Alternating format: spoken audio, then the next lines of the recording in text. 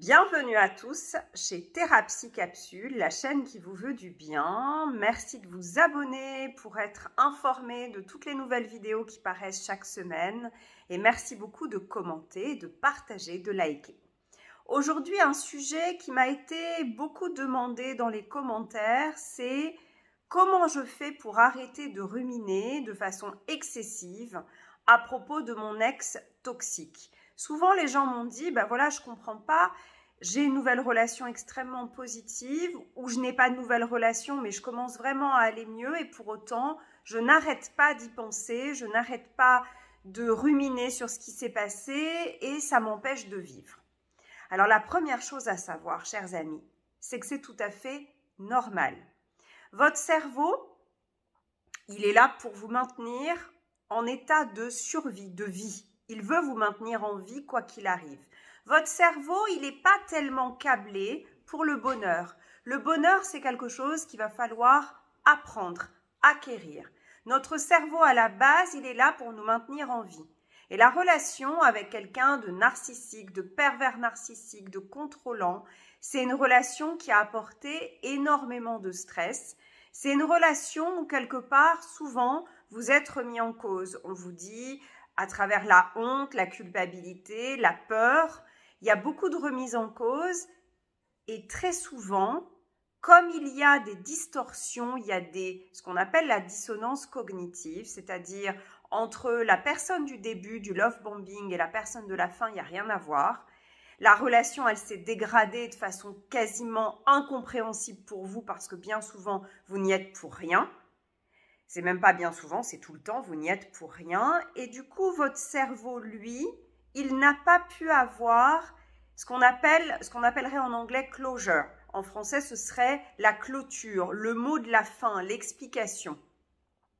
Et du coup, votre cerveau, il continue, il n'arrive pas à faire sens à ce qui s'est passé. Et c'est bien normal, puisque d'un côté, comment est-ce qu'on peut comprendre qu'une personne qui s'est comportée au tout début de façon vraiment intéressée, aimante, si c'est une relation amoureuse, extrêmement positive, si c'est une relation amicale ou même professionnelle, quelqu'un qui se comportait de façon vraiment super avec vous, a pu ensuite vous dévaluer, a pu ensuite vous jeter de façon vraiment très dure. Ça n'est pas compréhensible. Et donc, pour arrêter ça, la première chose, c'est de vous donner à vous-même l'explication. C'est souvent, vous allez voir que quand vous ruminez, vous vous arrêtez à certaines étapes de la relation. Vous n'avez pas une vision globale, une vision périphérique. Entraînez-vous à tout prendre en compte. La première chose à faire, c'est de limiter la durée de la rumination à 20 minutes par jour. 20 minutes, vous vous obligez à la même heure tous les jours à ruminer dessus parce que comme ça, votre cerveau va en avoir marre. Au bout d'un moment, il va saturer, il va passer à autre chose. Et surtout, ça permet de mettre un temps délimité. Ça veut dire que vous mettez une horloge et qu'elle sonne au bout de 20 minutes. Et au bout de 20 minutes, si vous n'avez pas fini de ruminer, vous dites à votre cerveau, écoute, c'est pas grave, demain. Et vous vous engagez chaque fois que votre cerveau revient sur cette relation, sur ce qui s'est passé, sur les regrets, la culpabilité, la peine, la honte, vous lui dites « Stop, je t'ai bien entendu, je sais que tu veux y repenser, mais on y repensera demain sans faute à la même heure. » Ça, c'est la première chose. La deuxième dont je viens de parler, c'est d'avoir une vision large, de tout prendre. Vous avez le droit de penser à cette relation. Souvent, ça va être avec regret parce que votre cerveau, rappelez-vous, il souffre aussi, comme on est bien souvent des anxieux affectifs.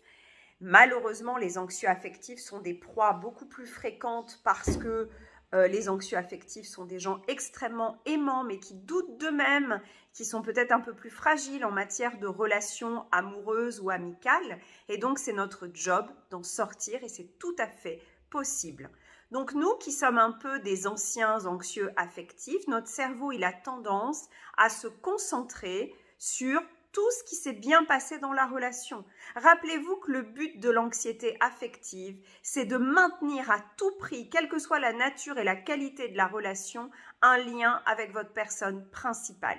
Et pendant tout un temps, bien sûr, cette personne toxique était l'une des personnes principales de votre vie, voire même la personne principale, et pour cause, puisqu'elle vous a isolé, donc du coup, forcément, elle était extrêmement importante. Et votre cerveau, bizarrement, il a associé cette personne souvent à la sécurité. Vous allez me dire, c'est complètement absurde ce que vous dites. Ça paraît absurde ce que je dis, mais ça ne l'est pas. Parce qu'en fait, souvenez-vous, cette personne, elle a créé des crises dans votre vie, elle a créé des tensions majeures. Mais c'était aussi elle qui venait ensuite souvent vous serrer dans les bras ou faire la paix en apparence bien sûr. Donc votre cerveau, il a zappé le fait que c'était elle qui provoquait bien souvent les crises, c'était elle qui dégradait les événements agréables, qui vous empêchait de vivre, pour retenir, oui mais c'est elle qui était tout le temps présente. Et pour cause, les pervers narcissiques et les narcissiques sont tout le temps omniprésents puisqu'il faut qu'ils contrôlent la vie de leurs victimes, de leurs proies. Donc c'est des gens qui vont avoir la main mise. Et ça donne l'illusion à votre cerveau, un peu d'anxieux affectif, que c'est une figure principale, un peu comme une figure parentale, que cette personne ne va pas vous quitter. Bien évidemment, c'est faux. Donc du coup, quand vous ruminez, vous allez voir que bien souvent, vous allez ruminer sur les bons moments, les quelques bons moments. S'il y a eu 100 épisodes négatifs et 10 épisodes positifs dans votre relation, vous allez étendre les 10 épisodes positifs, les repasser en boucle, avoir des regrets, vous culpabiliser. Rappelez-vous que tout bon anxieux affectif a tendance, et ça c'est quelque chose qu'il faut absolument travailler, quand nous avons des difficultés dans les relations, nous avons tendance à nous concentrer sur ce qu'on ne fait pas bien, nous. Alors, il faut se défocaliser et revoir les choses avec lucidité.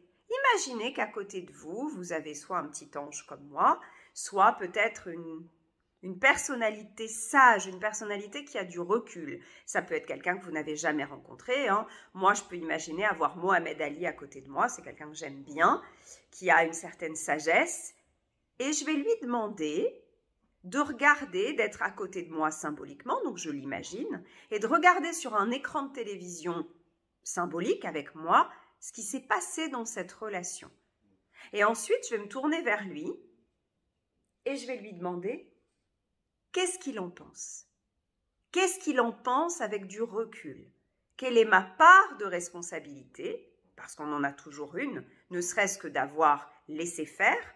Responsabilité, ça ne veut pas dire culpabilité. Ça ne veut pas dire que vous passez votre vie à vous reprocher des choses. Non. Ça veut juste dire que vous reconnaissez qu'il y a des choses en vous, des blessures qui ont contribué à ces choix négatifs, juste pour ne pas recommencer la prochaine fois et en avoir conscience. Mais bien sûr, l'essentiel de la responsabilité, elle est chez la personne toxique. Et donc, Mohamed Ali ou toute autre personne, elle va voir cette relation avec beaucoup de recul. Et ça va vous permettre de sortir de la vision biaisée de l'anxiété affective qui a tendance à tout vous coller sur le dos.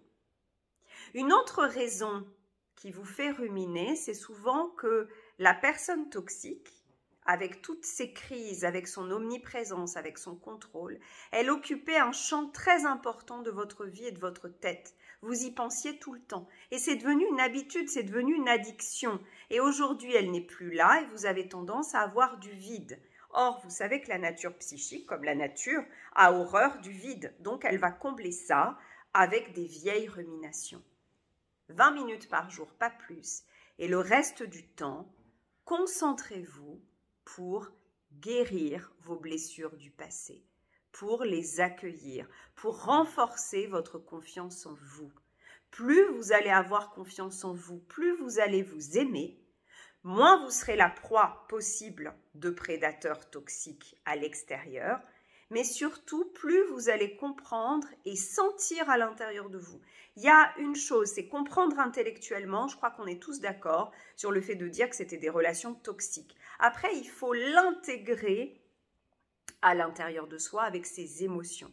Et si vous vous aimez vraiment bien, si vous prenez soin de vous, si vous vous renforcez, si vous changez de dialogue intérieur, et je vous invite à le faire, c'est de ne plus vous blâmer, de ne plus vous critiquer tout le temps, c'est vraiment de vous concentrer, de faire preuve d'empathie, de comprendre que oui, à l'époque, vous n'aviez pas toutes les informations que vous avez aujourd'hui, et vous avez fait des choix au regard de ce dont vous disposiez. Aujourd'hui, vous pouvez faire autrement. Donc, passez ce temps non plus à ruminer, mais au contraire à vous rapprocher de vous et à vous soutenir. Passez du temps aussi à conclure, à vous expliquer à vous-même. Il faudra peut-être plusieurs fois. Écrivez-le. Écrivez ce qui s'est passé réellement en prenant tous les éléments. La dernière chose, c'est de réapprendre à voir cette personne toxique telle qu'elle est, c'est-à-dire d'actualiser toutes les informations que vous avez sur elle. Et les informations, ce n'est pas les informations que vous avez reçues lors du love bombing, pas du tout. Réécrivez une petite annonce, un peu comme si vous mettiez une annonce matrimoniale, que vous n'enverrez bien sûr pas, avec la réalité de cette personne. Ça pourrait donner ça, homme ou femme, peu importe, ça peut être masculin ou féminin, homme ou femme centré sur lui, manquant totalement d'empathie, dénué de principes moraux, recherche proie pour tout subir, tout supporter, être un véritable punching ball émotionnel, je t'abandonnerai à la première occasion, etc., etc. Faites une annonce un peu humoristique et gardez-la dans votre portefeuille tant que vous en aurez besoin. Dans quelques semaines, vous n'en aurez plus besoin et vous pourrez la brûler pour vous rappeler à qui vous aviez affaire. C'est sur cette personne-là que vous voulez perdre des minutes et des secondes précieuses de votre vie en ruminant. Parce que la caractéristique de la rumination, comme vous le savez, c'est que c'est une forme de pensée improductive. Donc nous, si vous êtes d'accord, on va se centrer sur des pensées constructives, créatives, aimantes pour nous-mêmes et pour notre entourage positif. Je vous embrasse.